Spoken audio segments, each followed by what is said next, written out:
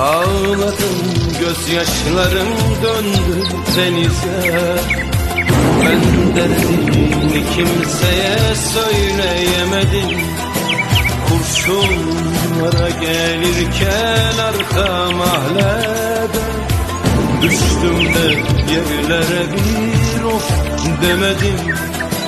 Kurşunlara gelirken arka mahallede düştüm de yerlere bir of demedim. Başıma neler geldi sana diyemedim. Beni kaç kere